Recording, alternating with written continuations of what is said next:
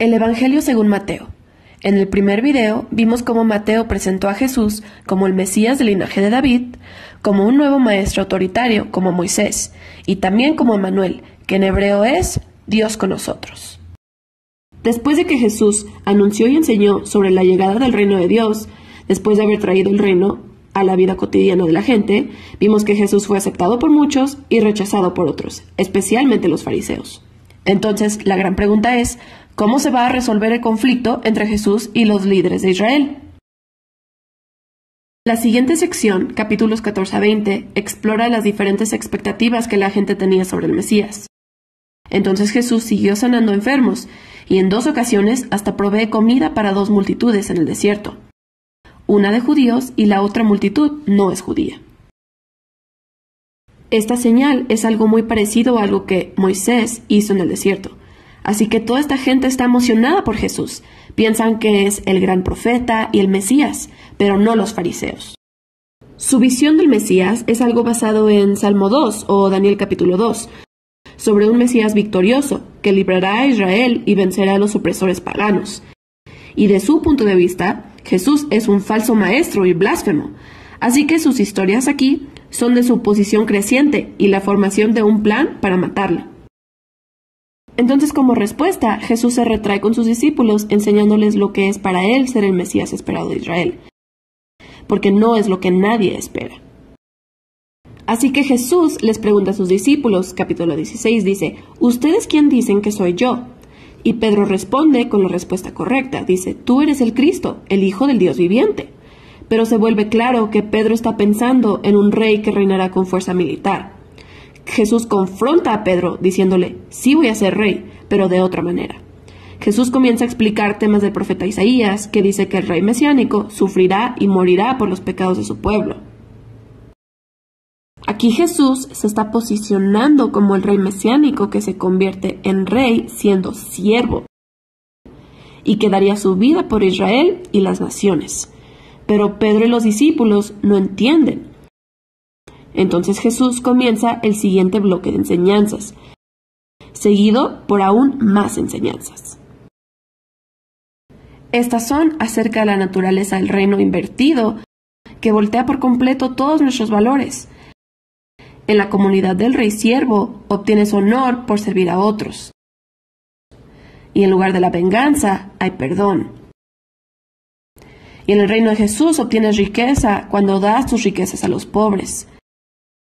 Para seguir al Mesías siervo, deberás convertirte en siervo. En la siguiente sección vemos cómo chocan los 2 reinos, el reino de Jesús y el reino de los líderes de Israel.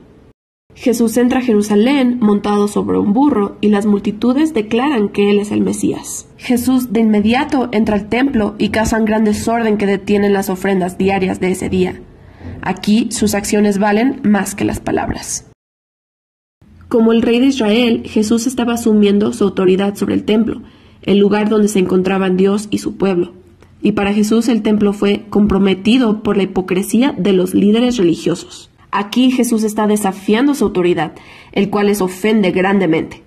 Así que intentan debatir con Jesús y humillarlo públicamente, pero fallan y entonces al final deciden que debe morir.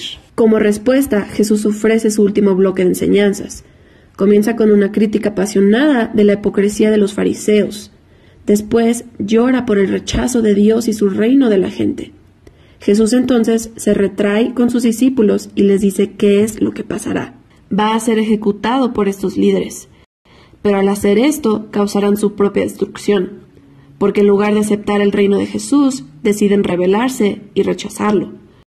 Por lo tanto, Jerusalén y su templo serán destruidos. Pero Jesús dice que esto no es el final de la historia. Jesús será vindicado después de su muerte por su resurrección, y algún día regresará y establecerá su reino sobre todas las naciones. Por lo mientras, los discípulos deben mantenerse alertos y comprometidos a anunciar el reino de Jesús y compartir las buenas nuevas. Después de que los discípulos escuchan todo esto, la historia llega a su clímax. Esa noche, Jesús se lleva a sus discípulos y comparten una cena de la Pascua. Ahora la Pascua relata la historia del rescate de Israel de la esclavitud por la muerte de un cordero. Después Jesús toma el pan y el vino de esta cena y les da un nuevo significado, y que su muerte también sería un sacrificio que rescataría a su pueblo de la maldad del pecado.